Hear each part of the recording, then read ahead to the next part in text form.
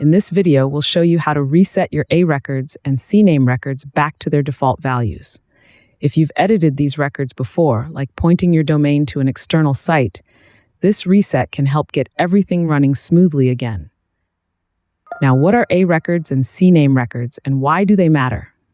A records point your web address, like myawesomeshop.com, to a specific IP address, ensuring your site visitors land in the right place.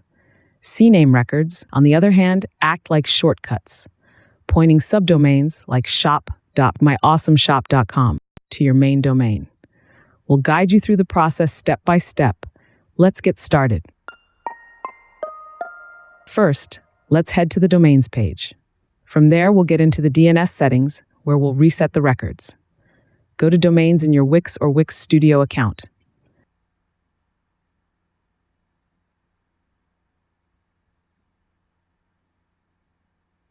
Click the Domain Actions icon next to your domain and select Manage DNS Records. If you don't see this option, your domain is likely connected via pointing. In this case, you can reset your DNS records directly in your domain host account or contact your domain host for assistance. Now let's reset our A record.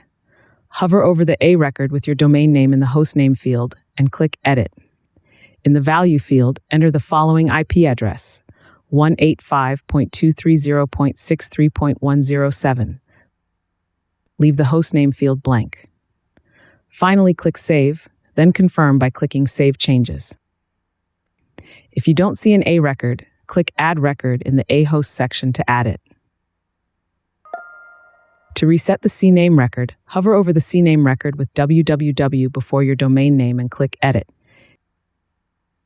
In the hostname field, type www, and in the value field, enter cdn1.wixdns.net. Click Save, then confirm by clicking Save Changes. If you don't see a CNAME record, click Add Record in this section to add it. Once you've saved your changes, it can take up to 48 hours for the new DNS records to fully propagate. This is normal, so don't worry if your site isn't accessible immediately. And that's it. You've just reset your A and CNAME records to their default values. For more tips and guidance, explore our other tutorials or visit the Wix Help Center.